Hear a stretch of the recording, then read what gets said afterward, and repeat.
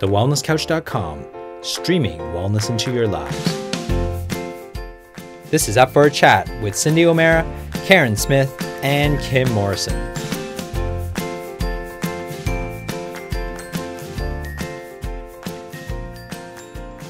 Here we are, up for a chat about the hottest topics that are important to you, inspiring you to awaken the change within. I'm Carren Smith. I'm Kim Morrison. Oh, well, I just have a delay too, and I'm Cyndi O'Meara. That was quite a delay, wasn't it? It was. Interestingly enough, speaking of delays, today's actually a super interesting topic. I don't know, well, not that I don't know. I'm sure most of our listeners have been hearing about the mass shooting in the United States that took place in Las Vegas. And we decided that we were going to have a conversation about that and what could potentially have been the cause for that person to have had such a response, such a reaction where he was so cold and so calculated and so measured in his response. Was it a delayed reaction to something that has occurred in his life? Was it something that he'd been planning all along? Was it religious fanaticism? Was it mental illness? What was it that triggered that behavior? Because I think it and we were talking about this just off air, I think it warrants the conversation in such a way that it causes us to all to really question, what goes on in our own lives and what we see in our own lives. And although his response was, totally off the spectrum and totally, on one end of the extremes, I think that there's an invitation for us all to have a look and see what's happening inside of our society and what's happening inside of ourselves. And are there potentials for delayed reactions with all of the choices that we make? It's just really got me thinking about, we can make a decision to do something for our well-being today, but then it comes back to bite us on the bum tomorrow. And, I think there was something I was thinking about, it's interesting now that we've had this conversation. It's kind of all of these things are rushing through my mind. I've known people who have taken medications for ADHD who've gone ahead and committed suicide later in life. And I've often wondered if there was a link. And of course, there is research that will support all arguments on that. But Cyndi, you've read an article about this particular guy who was taking Valium. I just looking at some of the statistics, it's definitely worth throwing it around and seeing, I think one of the things is to see how to do the research for yourself if you do have people in your life who are taking some kind of drugs that are affecting our mental stability or our mental well-being. I know that there's a statistic, and this is kind of a little bit off, but there's a statistic that 68% of American women over the age of 44 are currently on antidepressants, which frightens me enormously because that's almost 70% of the female population in the United States. And the United States is a pretty good snapshot of humanity in terms of numbers. That frightens me that 70% are not functioning on all four cylinders. So what are we doing to ourselves? How is it that we're finding ourselves in these positions? And are there alternatives? How do we handle these sorts of situations? Because I think one thing's for sure, certainly with social media and with the advent of television media, obviously, as well, we are seeing a hell of a lot more of this sort of behavior. And whether it's always been there, but we just haven't seen it, or whether it's accelerating and exaggerating now, I think that begs the question as well. So over to you guys. What are your thoughts on this, Cyndi? I'm super keen to hear about this article that you found. Yeah, I think everybody needs to know that we're not experts. We are merely wanting to speak about this. Yeah. So, Carren, I know your study is in, the mind, but this is probably very complex. Oh, for sure. Yeah, it's probably really complex. So I want our listeners to realise that. So this is us having a chat. Like other friends going, why? How could somebody do that? Why would he do that? He seemed like, a normal guy. If he had a gambling debt, commit suicide if that's how you feel. But why kill, innocent young people and, every age at a concert that are hemmed in by fencing that could go nowhere and hurt hundreds and hundreds of people? And I think that conversation will be across coffee, across tea, across families. And so it's just us three trying to figure out, well, why would somebody do that? And I'm very much into, I like to read articles from people who may be in the know. And I read two amazing articles from two psychiatrists, very well, educated people that are in psychiatry. And one of the articles, and I'm going to put these in the notes, but I would suggest that you read it because they're very interesting. And the first one is written by Ali, and I'll give you all that spelling in the notes, but Ali Levia. And she talks about running amok and what that used to mean, back in, a long time ago. And it says, although it was not classified as a psychological condition until 1849, amok was first described anthropologically around 200 years ago in isolated tribal island populations such as Malaysia and Papua New Guinea, where geographical seclusions and indigenous spirituality were hypothesized to be cultural factors implicated in this cultural bound syndrome. And they called it running amok and you know how we say, the kid's running amok? Well, amok means murderous rage. And so I think... Does it? Yeah. When we know where that terminology comes from, it may be something we don't want to actually say again about our children. Oh, they're running amok. It's actually, they're running in a murderous rage. And now that people understand that, go and read about it and read about the incidents of running amok. But what he did was he was in a murderous rage and he ran amok. And then she says that he was on a medication, and that medication was Valium. And Valium is a type of drug that has many side effects, and we looked up the side effects, didn't we, Carren? So I thought you might like to read those side effects of the benzodiazepine that he was taking. Yeah, so it's got the side effects on the different parts of the body. So it's got, on the nervous system is drowsiness, amnesia, epileptic attacks, sedation, headache, hangover, concentration difficulties, memory loss, hypersensitivity to physical and visual and auditory stimuli, drowsiness, tremors, and so on. And then the psychiatric, which is common, they've got it listed as common, which occurs in 1 to 10% of people. Confusion, withdrawal symptoms, euphoria, increased anxiety, and panic, irritability, delirium, aggressiveness, aggression, numbed emotions, instability, restlessness, agitation, inappropriate behavior, delusions, rage, hallucinations, nightmares, confusion, or paranoid psychosis, which I thought was that's pretty significant.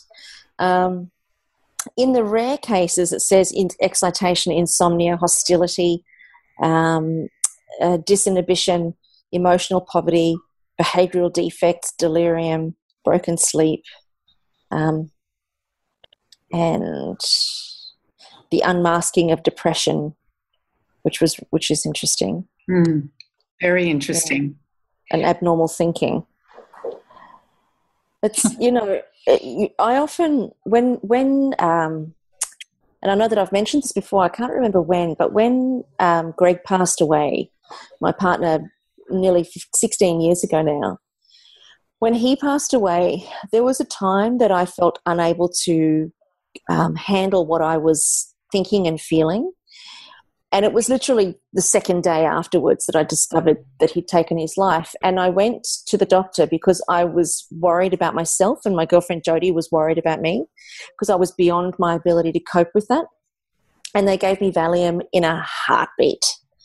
And so I gave the Valium to Jodie and I said, you hold on to those and just give me one when I ask for it. And so she hid them in the house. And when I took the Valium, it was interesting because my body felt very lethargic, but my mind did not stop racing. So I still couldn't sleep. I still was so incredibly agitated, but I couldn't get up and actually burn the fuel, burn the energy that I was experiencing because my body felt quite debilitated. So I can imagine after an extended period of time for myself, I would have had a lot of extreme frustration. I'd stayed on the Valium for 5 days or 6 days, which is nothing. It's absolutely nothing. But by the end of the 6 days, I couldn't wait to stop taking it because of how it made me feel so incapacitated physically, but so agitated mentally and emotionally. It was more agitation than I think I would have felt without them, which I thought was really, really interesting. So I've always thought, you can calm the body, but you definitely can't quiet the mind. Not with medication anyway. So that's interesting. So were you informed? No. Were you informed? Not at all. No. And to me, that's uninformed consent. That's what you basically did. You consented to take something that they did not inform you as to the risks. And Dr. Kelly Brogan, she's a psychiatrist out of New York, and she was a second article that I read. And she believes that if you have informed consent, then you know what you're up for, and you can tell your family members, if you see me doing this or if I am like this, then, please make me aware of it. Because as some of the things that you said, Carren, with regards to the side effects of Valium, were numbness and what was it? A rational hostility, things like that is normally out of character. Yeah. And remembering you said 1 to 10% of the population will have those violent outbursts. So how many women did you say in the US were on it? 68% of women over the age of 44 are on antidepressants. So you take, there's 320 million people in the US. Let's halve that population. Let's even go to 150 million, not even quite half. Let's go to 150 million. 60% of that, let's go to 100 million. 100 million, 10% of that is 10 million. 1% of the 100 million is 1 million. That's 1 million people with the possibility they could run amok. That's scary. And then you take into consideration the gun laws in the States. Yeah. Like I watched something on Facebook this morning of a young girl on her 13th birthday. She was opening up, I don't know if you guys have seen it, but she was opening up a case for her birthday, and her parents were filming her. And she opened it up and she was sobbing. Like we see kids sobbing when they get given a puppy for their birthday. This girl was sobbing as she pulls out her very own Beretta. A shotgun. Oh, my gosh. A shotgun. And she's sobbing with excitement that she's got her very own Beretta. I looked at it and it was on the Beretta Facebook page, and I looked at it and I saw this video and I watched it because I thought, there's going to be a puppy on that. Because it says on it, watch this girl's surprise on her birthday, it'll make you cry. And I thought, she's getting a puppy. I know she is. And she's sitting in the car opening up this box. And I thought, Beretta, isn't that a gun? No, it must be something different. And then I kept watching it, and sure as nuts, it's a bloody rifle. Oh, for goodness sake. Really? Yeah, that's a whole other podcast, really, isn't it? That's a whole other conversation. There's a whole lot of other podcasts. But and I think, I agree with the attitude of guns and everything, but you also have to remember the gun doesn't shoot itself. Absolutely right. It's the human behind the gun that shoots. And so it's the human we need to see if we can question this. And this informed consent has been absolutely dulled down by the FDA. In Kelly's article, she says the FDA and the pharmaceutical industry have gone to great lengths to conceal the multiple signals of harm. So we certainly can't expect your average prescriber, which is our psychiatrists and our medical doctors, to have done the investigative work required to get the truth. Between 1999 and 2013, a whopping 170% increase in psychiatric medication were being prescribed, concurrently with a 240% increase in death rates from these medications. And the death rates come from either suicide, self-harm, or violence and homicidal actions. But we're not even hearing about the person that is on these medications and may kill, their kid or their husband or their wife or their friend or the next door neighbour. We don't hear that. We only hear when somebody is on, in a hotel in the middle of Las Vegas and shoots out rounds. So I don't think the population really understand what is happening with these medications. And if we're informed as to is there an alternative, and we will talk about the alternatives as we move into this podcast, because it's no use creating a problem when we don't give you, what else can we do? And you hear this all the time, but it got me better. It might be something on short term that is needed, but definitely I'm not sure if it is on long term. So Kelly talks about Dr. Kelly Brogan, the psychiatrist. She talks about a wife whose husband goes on the medication, and I can't remember what it was, an antidepressant, but goes on the medication, and he says to her, I feel like my head and my body is separated. And 2 days later, he commits suicide via hanging. And one of the things that both these doctors have said is that one of the choices that they make with these medications, if they do try to commit suicide, is that they do it by hanging. I just, you're doing the right thing when you do that. You're not going to fail. Yeah. Do they know? Is there any information there about men versus women on it? Because I do remember reading some statistics, and I don't know if this has anything to do with it, but I remember reading some statistics that of the men who commit suicide, the majority of them will hang themselves because it's a definite thing. Whereas women are more likely to do a cry for help first. Yeah. Whereas men are less likely to do a cry for help, and they'll just go straight for the most fatal. Yeah.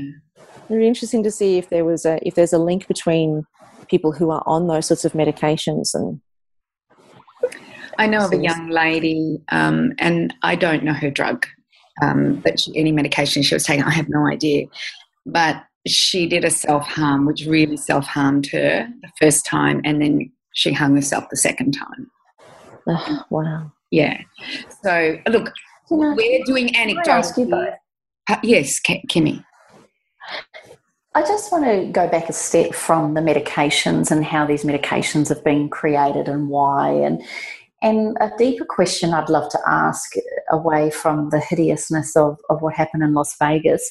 I mean, they're saying that it was a misdiagnosed, undiagnosed mental condition. Well, no kidding, Sherlock. I mean, really, you have to be mentally deranged to do what he did. But secondly, I want to ask you guys, you've mentioned it as well, Cyndi, in the past. Is it societal and an issue where as we're growing up and we get pains, and it's absolutely, without a doubt, every single person you meet, we have life pains, we have heartache, we have tragedies, we have stories, every one of us has a story, every one of us has, I'm yet to meet the person who's ever said they've had the perfect life, as in no tears, no pain, no suffering. So if suffering and pain and tragedy and times is definitely a part of being human, and is definitely every story, every film, every book you ever read always has triumph over adversity, and that's what's part of the human spirit, is seeing how we come through that. And you've brought it up before too, Cyndi, where, if as kids they're given Panadol or they're given a drug to numb the small pains in life, what do we do when we get hit with the big pains, like a broken heart or the loss of someone we love dearly? And I'd just love to ask, yes, there's a lot of blame perhaps, or a lot of question around doctors and these pharmaceutical companies that create these drugs. But when the demand is there and people want to numb the pain because it's too hard to deal with, or for whatever reason they can't cope, or they feel like it's too hard, or we try and run away from the pain, I'd just love to ask you, Carren, because I think we brought this up in one of our very first podcasts around depression and what it is and what it's about. But could you explain a little bit about, what do you both think about that? That is it the fact that we as human beings are doing all we can to avoid the inevitable pains and struggles and challenges of life? Therefore, we want stronger and harder and bigger drugs or alcohol, things to numb. We try and move away from pain rather than through pain. I'd just love to understand both your thoughts on that one. You go for it, Cyndi. Well, I'd like to address two things that you said, Kim. Number one, how can anybody do that unless they've got a mental illness? The two doctors that I actually have read, the two psychiatrists, number one, why was he on Valium? Was it to calm his nerves, or did he have a mental illness? Or was it the Valium that created the delusional and all the things that we've now found out are the side effects of Valium? So I don't know if it's which way it goes, but they're not necessarily saying that he has a psychological condition. So that was number one. And I think that was an interesting point to make. And I agree with you, Kim. I thought they're obviously crazy or mentally unstable or has some psychological condition to do that. So that was my thought exactly. But I think it's interesting that they have said, well, maybe he didn't. So that was number one. And number two is, like I've always said, we've become such a drug-pushing society. And we take medication from the day we're born. The first one that we get is an injection, and it's vitamin K. If we have pains in our teething, we take Bonjelo, I think it's called, or something our mother gives, thinking it's the right thing to give. Give Bonjelo to soothe the pain so they don't feel the pain. But that's when the body first, and the human first, or the baby, begins to feel pain. And it's their way of activating the pain systems in the body. These are systems that are activated, and if we dull them all the time, they don't get activated. So we need more and more drugs in order to, help with any pain. Whereas if you have a situation where you are in pain and needing to take one of these drugs, if you've been taking them all your life, they hardly make any effect. But if you've never taken them before, their effect is enormous. So we then bring our children up with antibiotics, Panadol, because this is the society that we live in. And so we have the belief that it is a pill that will make us feel better physically and mentally, because that's what we're told. Oh, this will make you feel better. Here, take this. Oh, this will make you feel better. And so then when you get to become a teenager and somebody offers you a little white pill and says, this will make you feel good, you know that it will, because that's what you've been told your whole life. And I've always said we have to deal with the drug problem we have in the home before we can even deal with the drug problem we have in the street. And I don't think people realise the drug problem we have in the home until they begin to take a look at exactly what are the medications, how often do I take them, how many do I take, how many am I dependent on? And we're finding more and more people are having not addiction to illicit drugs, but addiction to prescribed painkillers and medications, those, and especially the painkillers. So then when we have a mental illness, or we're depressed, or we have anxiety, or like Carren has a life event happen to her, and you trust your doctor that he will give you something that will dull the pain, take it away from you, then you trust that what he's saying is right. But who's the 1% or the 10% of people who take it that become hostile and violent and suicidal and homicidal? And we don't know. So I feel that it's changing. I feel it's turning. There's more and more people not becoming dependent on medications and beginning to realise that perhaps there is another way, which we will talk about. Maybe there is another way that we can do this and think differently about this. And we don't become children of the drug revolution, or we don't have children of the drug revolution, because that's what we're in at the moment. Like I just recently heard, it was on the radio today, I was driving home, and it basically said that there's a new drug for cancer patients, and I don't remember, it was a special cancer. The drug was $160,000 a year to take. And our government, through the prescribing benefit scheme, have decided that they will foot the bill for this, and you'll only have to pay $35 a year. Wow. I understand when you have a family member, or you have cancer, that you want the best treatment and you can't afford that. But to me, I see red flags. How does a drug cost $150,000 or $160,000 a year? I don't, it's a pill, and I understand the research behind it and everything like that. But and mark me if I'm wrong, and remember, we're having a discussion as 3 girlfriends.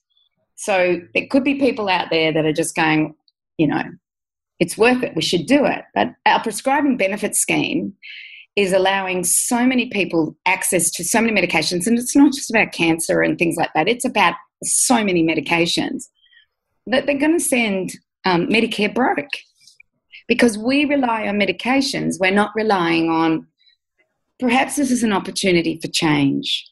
Perhaps I have to feel the pain, and I think, Carren, you're probably going to talk about this. Perhaps I have to feel the pain to get well. Perhaps as a lifestyle I can change. And I want to give you the example of a really good friend of mine, who I've just been to her husband's funeral a week ago.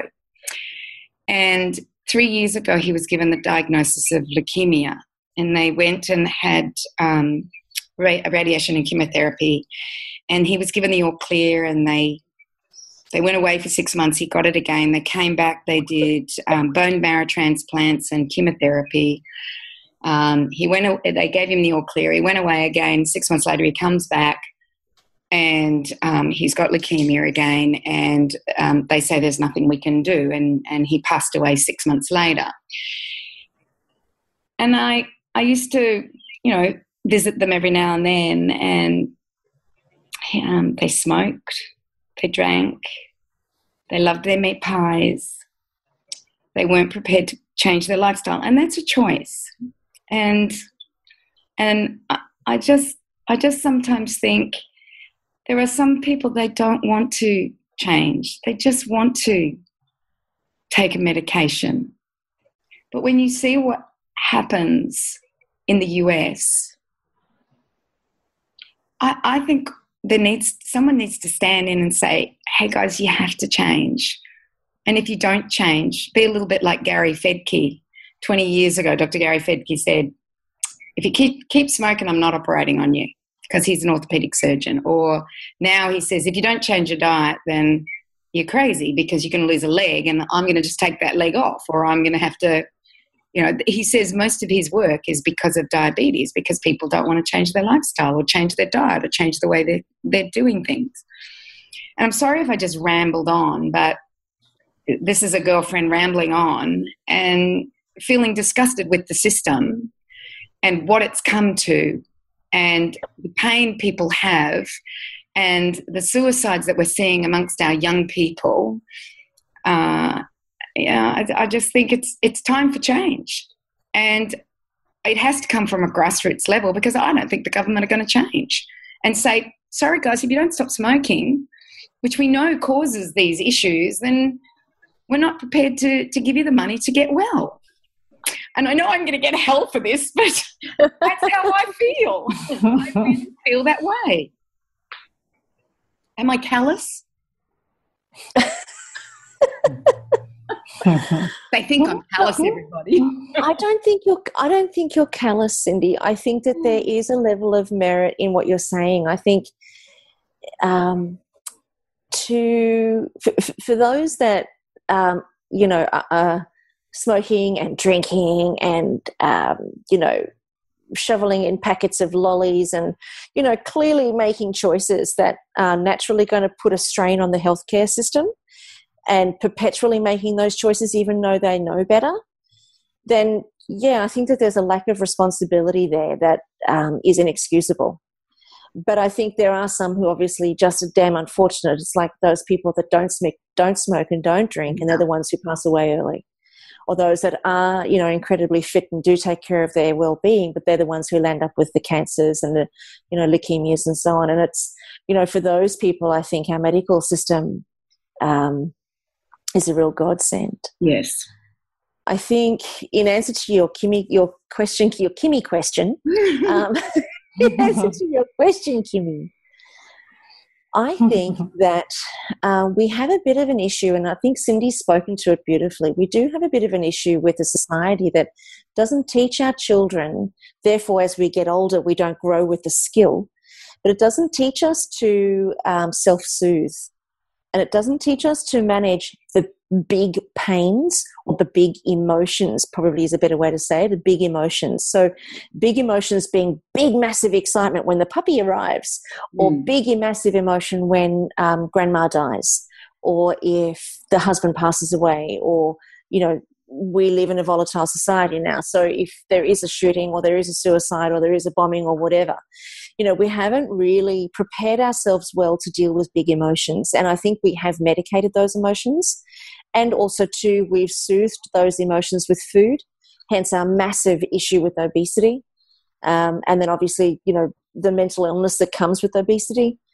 So I think that, we've it's a snowball effect. And if we can begin to teach our children how to deal with the big emotions in life, and I think, I literally just finished on Saturday my effortless self retreat here on the Sunshine Coast, where we had a room full of parents, and the whole theme of the retreat, while it was very much about self-inquiry, it was self-inquiry in order to teach the children, so that then the kids can actually learn to be self-aware instead of looking to a world outside of themselves to support them in every way. So when it comes to the big emotions, when it comes to physical pain, when it comes to illness, they know how to support themselves and emotionally soothe themselves. Because, I do see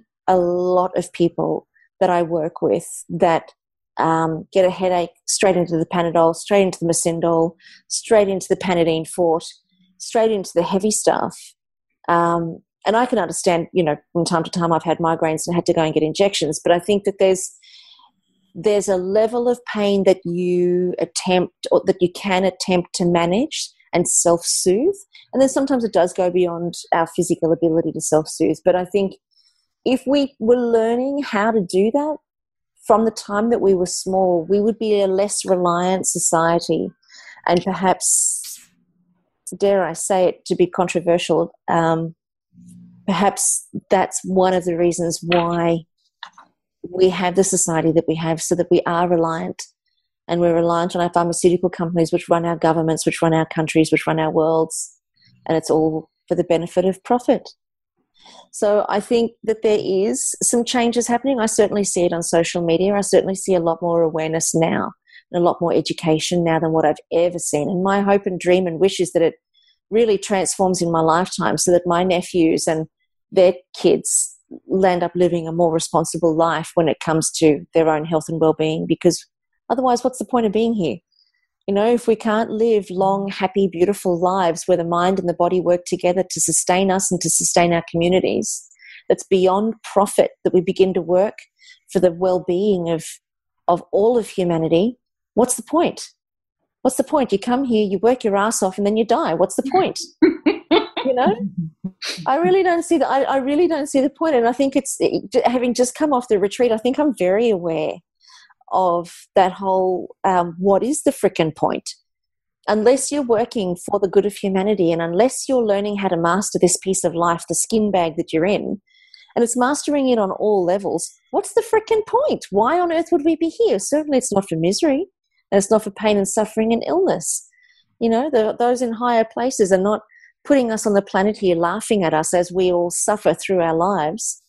You know, ultimately they're waiting for us to wake up and to become self-aware, self-actualized, and have that be the objective of all of humanity, and then all of humanity works for each other. Oh, there we go. Yeah, but I have to say though, without vote the for suffering, me. but without the suffering, there is no joy. Like how? Well, it's not that there's no joy. There's no appreciation of the joy. There's no question that. Yeah, there's no question about that. There's no question about that. We only do learn through contrast, but joy is only experienced on a background of suffering. And we create suffering. We create that. We create suffering because of our misalignment in the body's harmony, and in the mental harmony and the emotional states of ourselves. We create that. You know, the universal forces. So you mean the meaning that we put onto that is what we create as the suffering or the hardship, the meaning we put into it? Well, you think about illness. Illness is a disharmony and a dis-ease inside of the body, because the body in and of itself is neutral. So we've got this disharmony happening inside of the body that's either caused through physical onslaughts or through mental onslaughts. And then we've got, you know, the suffering that happens in marriages, relationships, bankruptcies, divorces, car accidents, bombings, terrorism, all of these sorts of things. We're creating all of those because of the complete and utter disharmony amongst humanity. And then we have moments of joy, but those moments of joy, or those days or weeks or months of joy, are really just experienced against a background of suffering, because you have your joy for a period of time and then you don't have it anymore, and then you've got to go searching for it because you feel down or depressed or something's gone wrong. And then we have moments of joy again, and it's kind of like this roller coaster ride.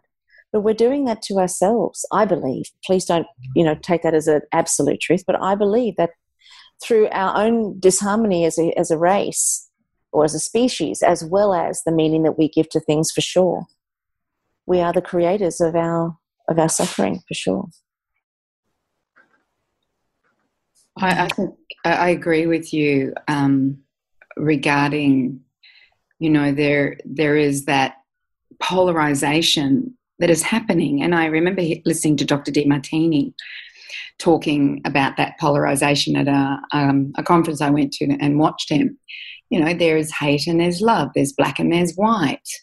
And now we see the polarization of medicine versus natural healthcare. Like just last week, Dr. Simon Floriani and another medical doctor, so he's a chiropractor, another medical doctor, have been struck off their registers, not allowed to. Oh, no way. Yeah, not allowed to practice, because Simon showed the movie Vaxxed, which is about not non-vaccination. It is actually about evidence that was covered up by the CDC about the side effects of the MMR. So Simon showed that film, and he is not allowed to practice. He has been deregistered, or I don't know if it's deregistered, I don't know, but he's not allowed to practice, and he's got to fight for his innocence. He's been proven guilty without any charges, basically. And then the medical doctor that this happened to, like there's 2 medical doctors that have just now gone being, I don't know if they call it deregister or suspended or what it is, but one was a doctor by the name of Dr. Peace, because he was giving exemptions to patients he believed needed to be exempted from having vaccines, because we know that vaccines are not 100% safe. That we know there are harmed people. Like one of our friends lost her child 24 hours after vaccination. So we know this. It's not rocket science. You don't have to go to the science literature to see it. You see it in your community. And so there's another doctor, I can't remember his name, that was doing the same thing as Dr. Peace, and now he's been suspended from practicing. And I don't know if the public's waking up to this or whether it's hidden or what it is, but it's almost like this, I don't know, it's like everybody's being silenced that's trying to say, hey, there is another side. There's a polarization here. There is, there's the good side of vaccines, but there is a bad side too, and we need to acknowledge that. And it's like you were saying, Kim and Carren, without feeling joy, without feeling sadness, how do you feel joy? Because otherwise, if you're in a state of joy all the time, you don't know you're there because you haven't got that polarized feeling. It's like awake and asleep. There's always night and day, moon and sun, green and dry. There's this always a polarization, and it's been since the beginning of time.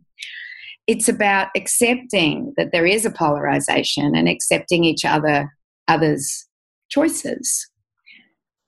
But sometimes that polarization, as in religion, can become quite dramatic, as you know, Carren. You were innocently in the middle of a religious war, and you have suffered. I don't know if I can say suffered or learnt or what has happened, but you were in the middle of it. But you were an innocent bystander in the middle of that. Yeah, agreed. So it's an interesting conversation, is it though? I mean, when you think about what we started off talking about and how it's kind of how we've evolved in the conversation just through your questions, Kimmy.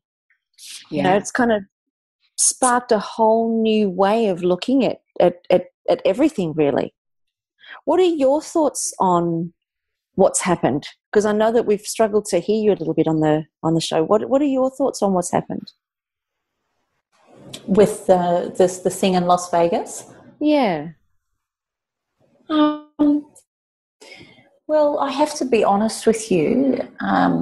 It feels so surreal to me because I don't know what it's like to live in a country that has gun laws so accessible. I don't know what it's like to live in a city like Vegas that is so big and colourful and vibrant and alive and full of kind of gambling and it's a play place, but it's also probably not a real place in many respects. It's not like an everyday living situation. I also don't know and don't understand how anyone could inflict pain on another human being and stand at a window for 9 or 11 minutes, however long it was that he got to fire all those rounds, and how long he must have been planning and getting those suitcases up into his room, and how no one noticed all the different suitcases he must have been taking up there, or the room service people. So I mean, to be honest with you, it's a bit like 9/11. I remember watching it and I thought it was a new movie. I said to Danny, there's a new movie. It looks really freaky. They've crashed a plane into the World Trade Center. And it kind of felt like a movie watching that, because the association of movies and the amount of information we get thrown and bombarded with, Netflix and movie theatres and Google and all of these things that we it's almost like I'm questioning now what's real even anymore. And then I was interested why the partner of this guy, why it took so long to get her back from the Philippines where she was. And then she was in a wheelchair, and I'm looking at her, and then the brother comes on completely flabbergasted, obviously, and totally what it must feel like to be the brother or the mother or the partner of someone who inflicts such hideousness. So, and then I think of all the lives that have been lost and affected forevermore, and how this name Stephen Paddock will become, synonymous to being America's worst massacre killer. And I don't know. That's why I had to go back and go, if it is drug related, as in prescription drug related, or that he was showing signs. I mean, I lost my sister-in-law to suicide after a psychotic episode, and yet she was the most placid, most beautiful earth mother you could ever meet. She was given antipsychotic medication, which one of the side effects is a psychotic episode. And I've questioned that with doctors. And I've had some doctors say, oh, no, the medication wouldn't have had time to take effect over those 2 days. And I've had other people go, that's a classic situation. So I don't feel qualified enough to say anything. But as a girlfriend, as a friend of you two and our beautiful listeners, I don't have anything intellectual to say, but I am frightened of what it means not frightened, I'm perplexed at what it means on a bigger scale. You see, just recently Jacob and Taylor, I keep laughing. Every time anyone meets them, they always go, oh, we know a lot about you. I don't realise how many people listen to the show, but maybe one day they might listen to a show. But Jacob had his heart broken this year, his first love, and it was broken. And all I remember thinking the whole time of supporting him and watching his anger, his hurt, his tears, his frustration, his life, where it felt like it had, like in his world, fallen apart. All I remember thinking is when I've gone through my pains and had therapists and counsellors and psychologists supporting me through various things, one of the things that I've noticed is that you've got to feel it to heal it. And so I felt my job with Jacob going through with that massive pain, and for every listener listening to this, we all know what that first heartbreak, you honestly feel like your world will never be the same or that you'll ever get over it. And I felt all his pain. So I kind of felt like I relived my first heartbreak as a mother. But one thing he said to me just the other day, now that he's come through it, he's obviously having a great time, life's good again. And he even said to me the other day, Mum, when I was going through that, I couldn't see the haze. I couldn't see through it. But what I do recall is you being there for me every step, every breath. And he said, I can't thank you enough for being at my side because you gave me hope. And I just sat there and I thought, oh, wow, like maybe that's our job as part of humanity is we'll never stop the pain and the suffering, but to stand beside somebody or to walk the path with them with strong empathy, not sympathy, but empathy and compassion and strength and knowing that this too shall pass, that you will get through this or you'll find another way of living. I guess my hope out of all of this is for any tragedy, and let's face it, this probably won't be the last hideous massacre we ever hear of, but surely there has to be question around medications, gun laws, people's accessibilities, going into hotels, taking in suitcases. Like, I don't know, maybe the world is changing and we're having to go to the complete other spectrum of what it is to live in fear and to live in all this to truly understand what it is to live in bliss and harmony and freedom again. I don't know. Maybe I've just asked a lot more questions than what I just answered. I think this podcast has been I think it's been a fantastic conversation to just throw it around. I don't know that we've come up with any answers necessarily, but I think we've certainly maybe asked some questions that some people may have been asking themselves, and it's great to have a place where you can come and hang around and have a chat. with your 3 gals right here in your lounge room with you, just kind of throwing around some of the things that cause us to question the very meaning of life sometimes, hey? Yeah.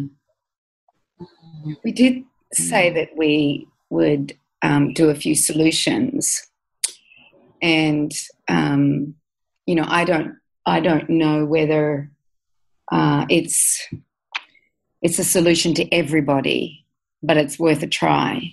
And I really like Dr. Kelly Brogan, the psychiatrist out of New York, and what she's doing, because she's trying to get people off antidepressants. So for anybody who is on Valium or antidepressants or antipsychotics or whatever it is, please do not go off them. That's not our business, and that's not for us to say.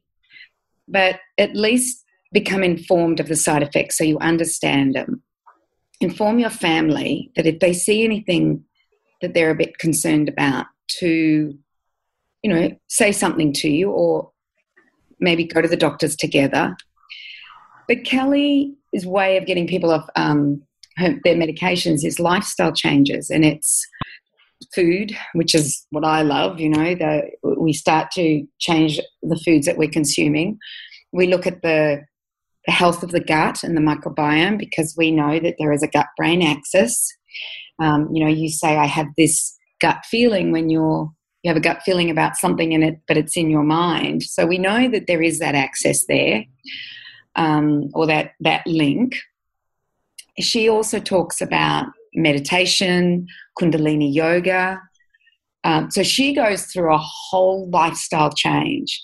And I've listened to some of the interviews that have been talked about on her. She does little interviews with her patients, and some of them are just there. After 20 years of being in a really bad way, they've gone under her and really had some changes. And one of the things that I've done is that I'm doing a video series at the moment, and the video series is with Kirsty Worth, who really helped my daughter, who was going into anxiety and a little bit of depression, and there was no way I was going down the drug route, and that was because of a medical procedure that happened. And we're got a video series going on how do we heal our gut. So we're not necessarily doing the Kundalini yoga and the meditation, although that's really important. And I know Carren and Kim, you both talk about these things. But, we're looking at how do we heal the gut to clear the brain, to get out of that anxiety and that depression. What are the steps in order us to do? So I recommend people to go over and listen to it. It's a free video series on what is possible and what we can do. So there's something to look at. If your psychiatrist or your doctor is not prepared to work with you with lifestyle, then there are many people to go to work with lifestyle. And I would recommend what you do, Kim, in your helping people to, have respect and do that self-love. I think that's important. And I recommend that, Carren, they do one of your programs, because you just open up the possibilities. And I, and that's what I love. So we do have skills. We're not telling you to go off your medication, but we do have skills, the three of us, in order to, to help. Yeah. I think if a person, if you, for all of our listeners that have been listening to today's podcast that have got an interest in this, because for them, it's either for themselves or for somebody that they know, I think that there's an incentive there to do some research and to just do a little bit of Googling and, certainly look up on all of the things that you've mentioned there, Cyndi, and to just become informed and, just take a little bit on for yourself rather than relying on anything or anyone outside of yourself for your well-being, because there's definitely things that you can get from other people and from us, of course, and we are totally at your service, all three of us. And I think it's important that everybody feels like they're making informed decisions along the way, no matter what they do, So I think it's been a terrific podcast where we've really had a chance to just sort of sit around and chat about the things that we've been thinking about with all of this. So thanks, girls. Thank you. It was good. I've learned a lot. Very contemplative, I think the three of us are now. Just as well we're having a social evening tonight to True that. Yeah, to pull this up a little bit. Nice. Nice. Yes, for the first time in how long? I don't know how long it's been. For the first time in forever, the three of us are getting together for dinner tonight. How fun is that going to be? I know. I'm so excited. I can't wait. Maybe that would be a podcast to record. Ooh, okay, so maybe we'll just put the phone on record at the table and just let it go. Oh, beautiful. Well, thanks, you guys. We'll sign off now, and I'll see you two crazy cats tonight. Look forward to it. Love you both.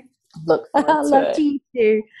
So for all of our listeners, hopefully you guys have loved today's podcast. Head on over to our Facebook page at allthews.facebook.com/up for a chat. And please be sure to leave your comments and your questions right there for us. Also too, if there is anything that you'd like us to explore or to discuss, please go ahead and leave a note for us on the Facebook page or send us a private message. And the three of us are in and out of the private messages on that Facebook page constantly. So send us anything that you're interested in exploring. If you've liked today's podcast, if you've got some questions about it, or you've got some thoughts, or even personal experiences, we would love to hear from you. You can also go ahead and leave your comments and questions at allthews.thewellnesscouch.com/up for a chat. Now, we're going to join you here again, same time, same station, next week on Up for a Chat, where you get to become part of the ripple effect that's changing the world. And we are going to see you on the ride. Bye for now, everybody. This has been a production of TheWellnessCouch.com. Check us out on Facebook and join in the conversation on Facebook.com/TheWellnessCouch. Subscribe to each show on iTunes and check us out on Twitter. The Wellness Couch, streaming wellness into your lives. Whilst the Wellness Couch presenter endeavor to provide accurate and helpful information to their listeners, these podcasts cannot take into account individual circumstances and are not intended to be a substitute for health and medical advice from a qualified health professional. You should always seek the advice of a qualified health professional before acting on any of the information provided by any of the Wellness Couch podcasts.